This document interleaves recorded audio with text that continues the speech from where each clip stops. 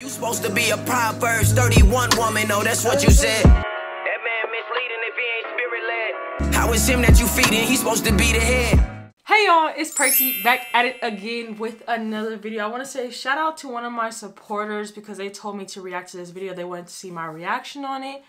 Title caught my eye and my attention, like what is going on?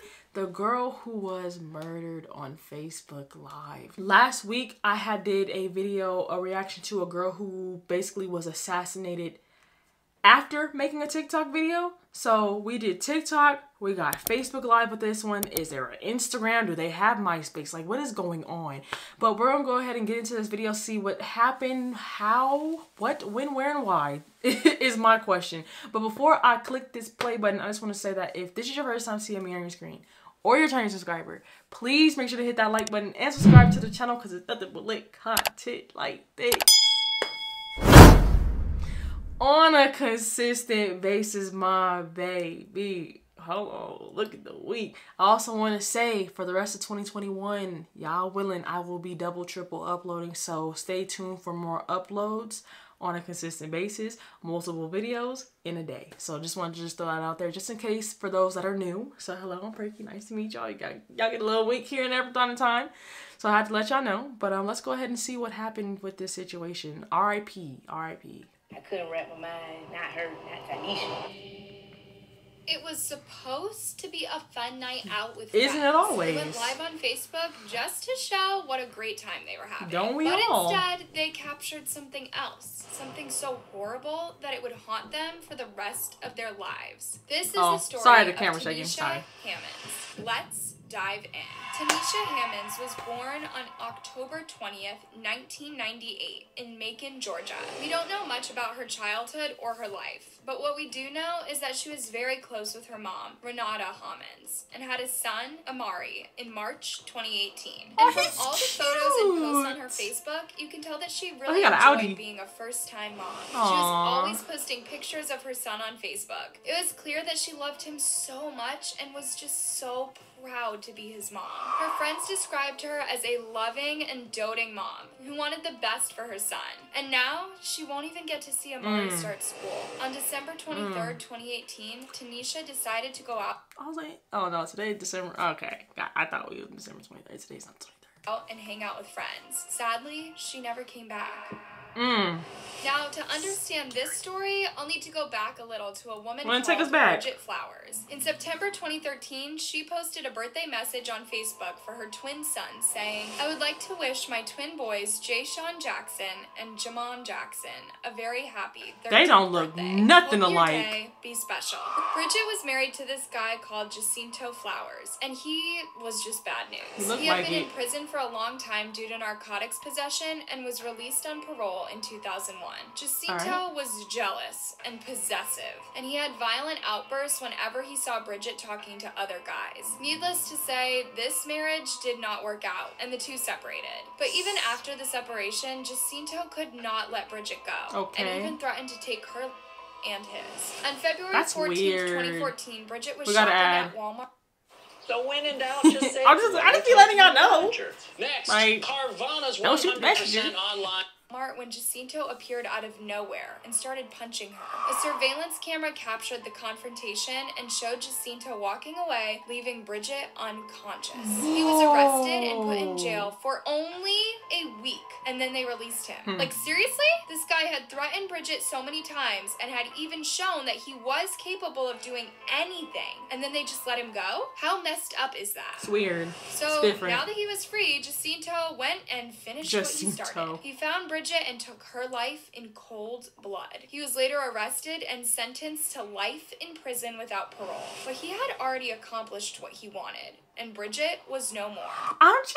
Okay, I know she said they had to go back, but I'm trying to figure out how this correlates and how it relates to the woman that we're reacting to, like right now, the one that died on a Facebook Live video. I know it's gonna make sense. I'm like, did she date one of the sons? And did the son have... Okay, I'm doing too much assumptions. How about we just watch the video and then the video's gonna tell me, you know what I'm saying? Instead of me just throwing out assumptions. I know y'all wanna watch the rest of the video, right? So let me stop pausing. You might be asking, how are these stories even connected? Well, I said that. Bridget was Tanisha's aunt, and when she died, it really affected her and her family. In fact, one of her posts on Facebook, she talked about how broken her family was when they lost Bridget. She cussed out Jacinto for taking her aunt away, saying that she got nightmares about him every time she tried to sleep. She also had gone as far to mention how tragedy really hit her grandmother, and that one time when they'd all gone to court, Jacinto smiled at her. How messed up is that? You take someone's life and then you smile at their loved ones?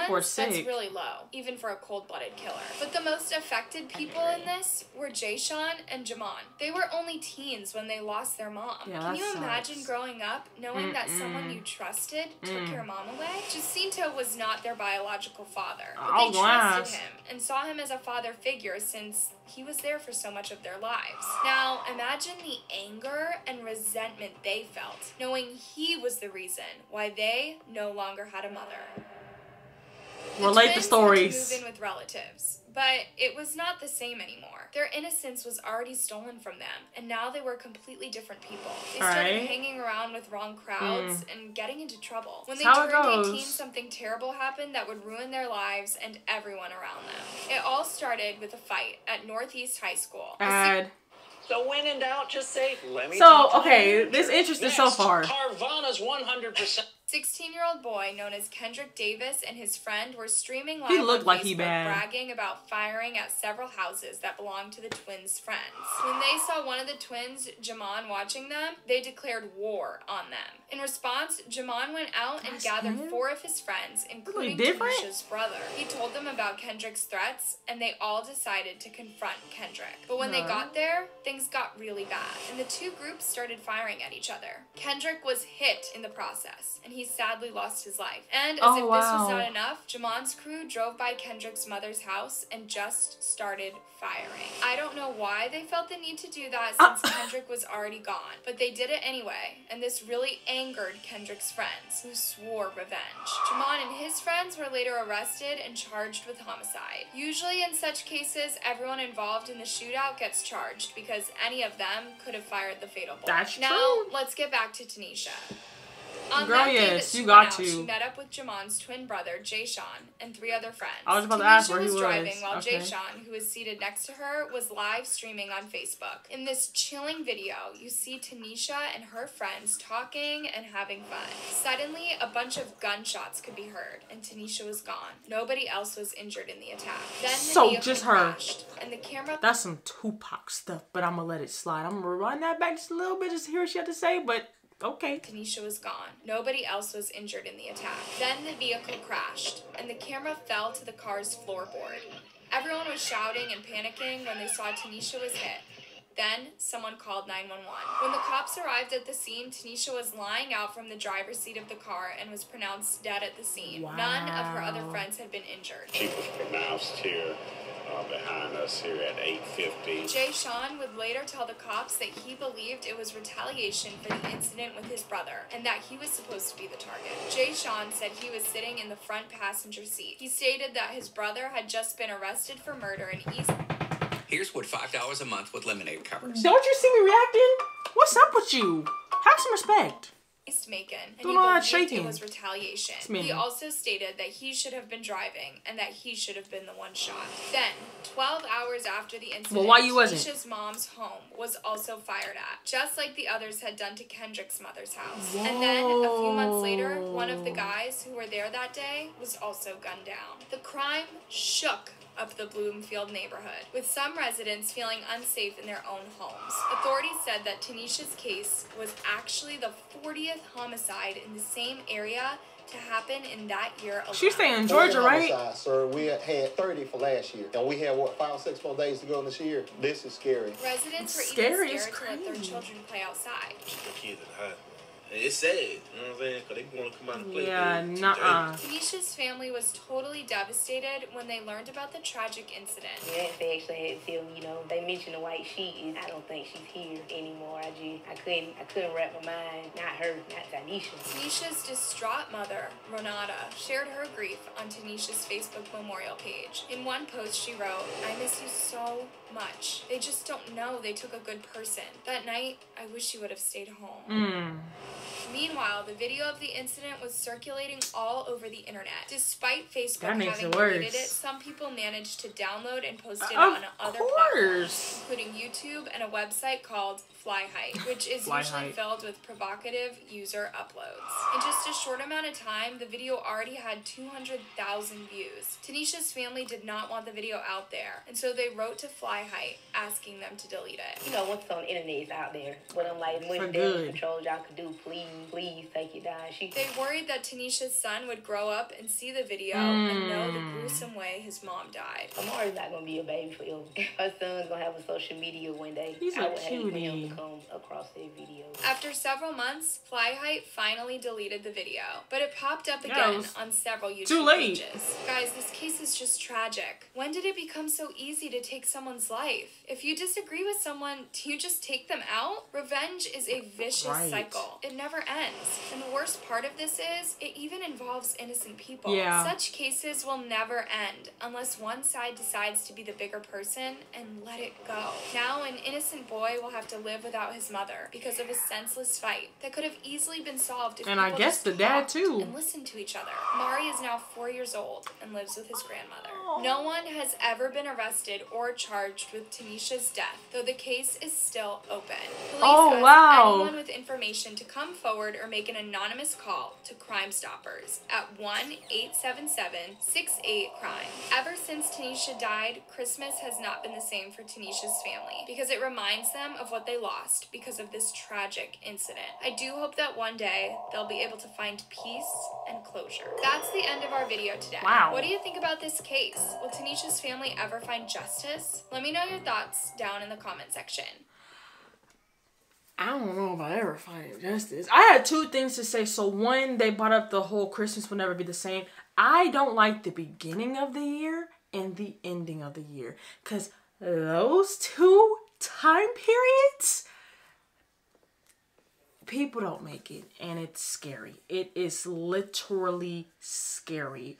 Because everyone like, oh, I can't wait for 2022. I can't wait to turn up and this gonna be my year. Babe, it could be your last. Like, you get what I'm saying? You don't know. Every day, every year, we are closer to our death day. Like, I don't know how to say that in a like nice way. There's no nice way to put it.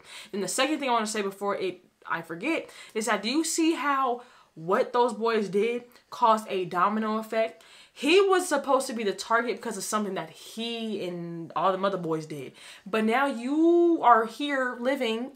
I mean, I guess that's a punishment too. But you're here living and she's gone. So I guess you had to think about that for the rest of your life, that you were supposed to be taken out and she ended up getting taken out. An innocent person that wasn't even in the mix was taken out. She has a son that, again, for him to be at his grandmother's shows me that the father was not in his life. So you took a child away from their mother and now the child has to grow up with their grandparent. So again, that goes back to the generational cycle that we are supposed to break, the generational curse. And now that baby is either going to continue that curse or he's going to break out of it. So it literally can go one way or the other. Very interesting video. R.I.P. to Tanisha. I think I said that right. R.I.P. to her. So sad. Like, literally, she didn't even have a story. It was just that she was just, I guess, at the wrong place at the wrong time. That's literally how I could put it. But again, this was the girl who was murdered on Facebook Live. It's so sad. Like, they just, you know, you just be thinking that you're on live and showing people and everybody's seeing and then not knowing that that should last. So just like the girl TikTok, the girl that did her last TikTok and now she's no longer here. It's crazy. But you guys be safe out there. I love and appreciate each and every single one of you guys. Please go ahead and make sure to like, comment, and subscribe. Tell me which one is next in the comment section down below. All my social medias in the description. Come on. Almost said 500K like we not 600K away. Yeah, we have like 70 something K away from 600K. So I'm sorry. I don't know where I get the 500K from. But I appreciate each and every single one of you guys. I want to give a shout out to you guys for making this possible. And a shout out to my Elohim, Yahuwah, and Yahushua HaMashiach for blessing me with such an amazing platform like this one.